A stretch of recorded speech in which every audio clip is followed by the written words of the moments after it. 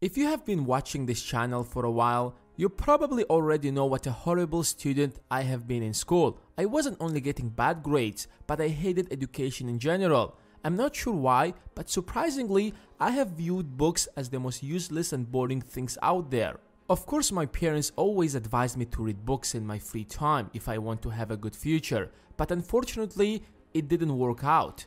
The idea that one day I will be advising others to read books would never cross my mind. And I'm not the only one who is like that, because judging by our modern educational system, it's absolutely normal to develop this hatred towards books. But once upon a time, I was feeling pretty depressed. I kind of hated my life. Everything was going to the wrong direction, and I was this kind of a kid who never shared anything with his parents. So I kept everything within myself, and that made me extremely anxious. Fortunately, there was this book in my house that caught my attention. It's called The 7 Habits of Highly Effective People. I'm not sure how exactly it ended up in my house. So I had nothing else to do. I grabbed it and simply started turning the pages without even looking at the name of the author. I came across the chapter, Be Proactive. And the author started talking about two different kinds of people. One is reactive, who constantly complains about everything. They're focused on the things that they cannot control, like the people around them, the system, the government, everything that you can complain about but can't control at all. On the other hand, they are the other kind of people who are proactive. They do not deny the fact that it's absolutely difficult to deal with certain people, or the fact that the educational system is outdated, but there is nothing they can do about it. That's why they only focus on the things they can control. If they're constantly having relationship problems, instead of blaming the other person, they will ask the question, what can I do to improve this relationship? What is under my control?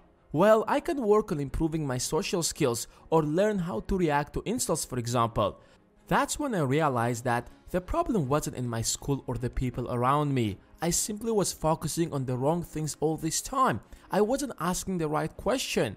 As a little teenager, I didn't really understand much about life then, but this simple lesson completely turned around my life and literally made it 100 times better. And since then, I've never stopped reading books. You will start reading books only when you realize that it has significant positive impact on your life. So if you have picked up some wrong books in the past and you already developed a negative perception about books, take my advice and give it another try and read something that's worth reading, and you will not regret it at all. Unfortunately, there is a widespread misconception about books. We are taught that the more books we read, the better it is. That's why we try to read more and fast. However, it's not always the best option. Reading books is like eating. You do not try to eat more and fast because you will not digest it properly, and it could lead to some very negative consequences. That's why it's important to chew the food completely before you swallow it.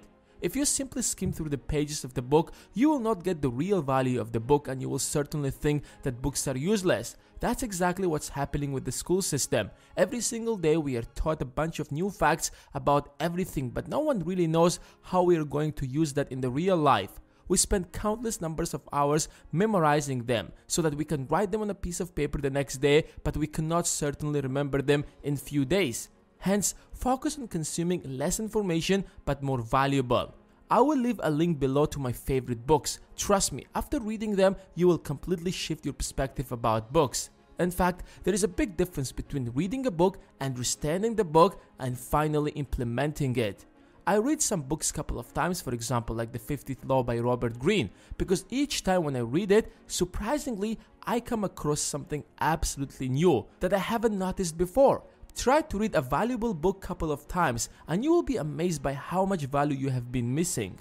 Of course, there are a lot of useless books as well, but that doesn't mean you don't have to read the good ones. All what you need to do is to search for the right book first. And who knows, you might find yourself suggesting others to read books like I'm suggesting to you now. In case, if you're extremely busy and you absolutely don't have the time to read books, then at least listen to audiobooks, and the best place to get audiobooks is Audible, which link you can find in the description. You can try it for free. Now it's your turn. What do you think? What was the last book you have read? Let me know in the comments below. And as always, hit the like button if you have enjoyed this video, and if you don't want to miss the next video, then hit the subscribe button and the bell besides it. Thanks for watching, and I will see you in the next one.